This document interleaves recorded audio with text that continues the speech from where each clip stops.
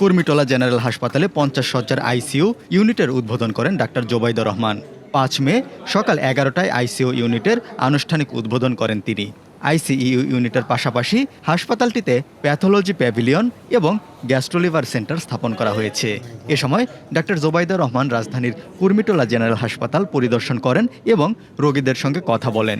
রোগীদের সর্বোচ্চ সেবা নিশ্চিত করতে চিকিৎসকদের প্রতি আহ্বান জানান। এ সময় আরও উপস্থিত ছিলেন স্বাস্থ্য ও পরিবার কল্যাণ মন্ত্রী সাখাওয়াত হোসেন বকুল, তথ্য ও সম্প্রচার মন্ত্রী জহিরুদ্দিন স্বপন সহ হাসপাতালের পরিচালক, চিকিৎসক ও কর্মকর্তা কর্মচারীরা। উদ্বোধনী অনুষ্ঠান শেষে জোবাইদুর রহমান একটি সভায় অংশগ্রহণ করেন। সেখানে উপস্থিত ছিলেন করাইল, ভাসানটেক ও সাততলা বস্তিবাসীরা। এ সময় জোবাইদুর রহমান বলেন, যারা স্বাস্থ্যসেবার জন্য দীর্ঘদিন অপেক্ষা করেছেন সেই সেবা আজ তাদের হাতের নাগালে। নিশ্চয়ই অনেকেই আছেন যারা এই নতুন বন্ধনের কথা জানেন না। তারা হয়তো অবগত নন যে বহুদিন ধরে কষ্টে থাকা তার আপনজন, অথবা তিনি নিজেও বহু মাস অপেক্ষা করছেন সহজলভ্যে স্বাস্থ্যসেবা পাওয়ার জন্য। সেই সেবা আজ তার হাতের নাগালে, সম্পূর্ণ বিনামূল্যে। আজ আমরা তাদের স্বাস্থ্য সংক্রান্ত সব চিন্তার, কষ্টের অবসানের পথ দেখাতে চেষ্টা করতে চাই।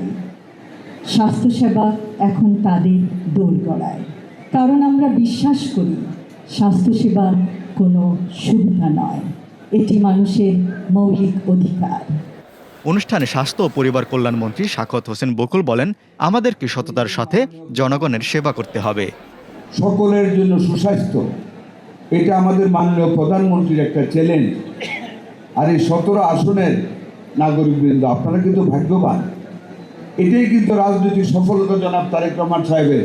আমাদেরকে ট্রান্সপারেন্সির সাথে, আমাদেরকে ইন্টিগ্রিটির সাথে, অনেস্টির সাথে জনগণের সেবা করতে হবে। অনেস্টি শুধু ফিনান্সিয়াল অনেস্টি না, আমাদের আচার আচরণে অনেস্টি থাকতে হবে।